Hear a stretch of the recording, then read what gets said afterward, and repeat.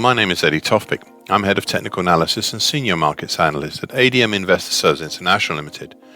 And here is your weekly technical analysis of Paris milling wheat and London UK feed wheat. I'll start with Paris milling wheat. The April to, let's call it June, based head and shoulders pattern was not as clear here as it was in Kansas City or even Minneapolis. But it was still there. The break lower gave us plenty of targets.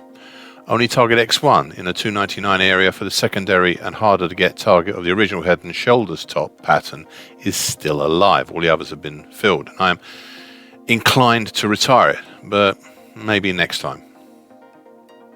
This brings me to what has been the current situation, which, to be honest, I was not sure about last time and still have some reservations even now. You see, it's obvious that the market had initially moved sideways to lower since July.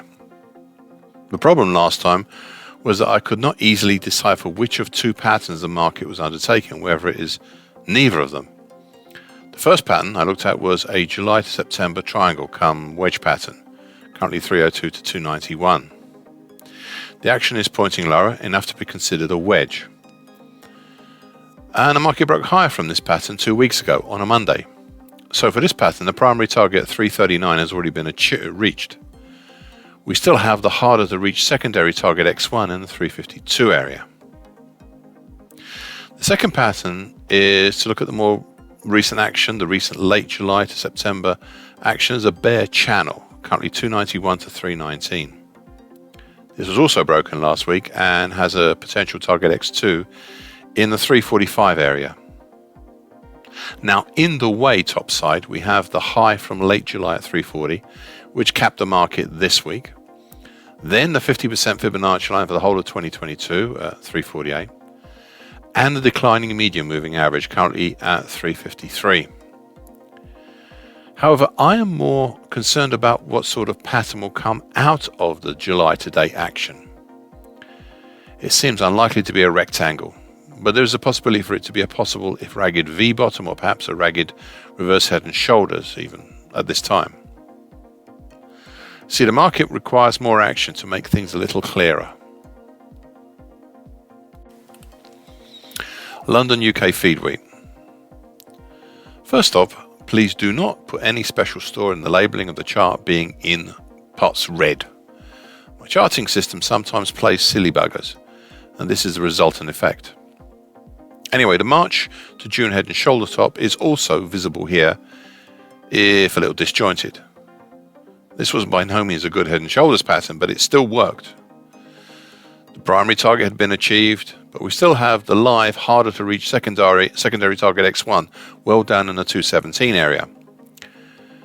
I'll give this market one more week, then I'll retire this target and accept that the primary target on the downside was enough unless we have some sort of major move. The more recent action has also been bearish. The mid-July to September action could be seen as either a shallowy bearish channel or a narrow but also shallowly descending broadening wedge pattern, both currently 270.70 to 246.70. Now, I initially favored the bearish channel idea, but the wedge pattern looks a better result of the various moves. Interestingly, what is different with this market and the other grains market is manyfold. The short medium moving average, currently at 266.05, was not only within the lightly descending wedge pattern, but also actively engaged with the market as recently as last week, supporting prices.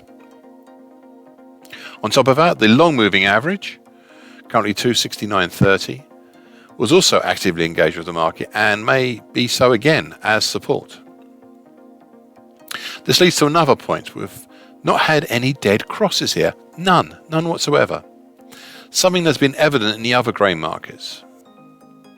So, Friday last week, the market broke up and out of the descending broadening wedge pattern, and this week has seen consolidation over it. However, this consolidation has had its own issues. We've ended up today barely over the upper trend line.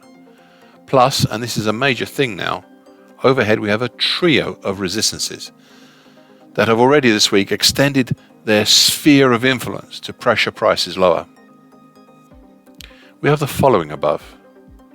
the neckline of the original March to June head and shoulders top, currently 281.20.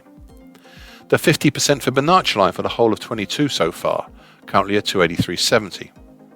And finally, the descending medium moving average, currently 285.70.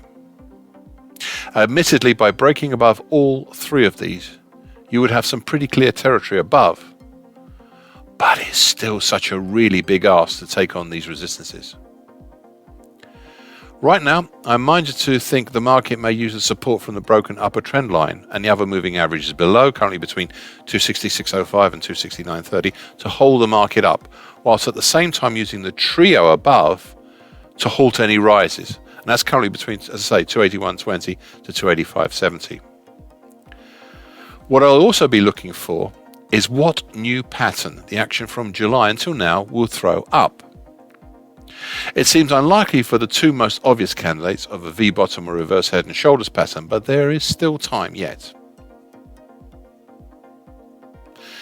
Thank you for listening. This weekly broadcast gives the essential market patterns and consequences. Please be aware of the risk disclaimer posted with this broadcast. Copyright is Tofpik and ADM Investors Sales International Limited. And here comes the final bit.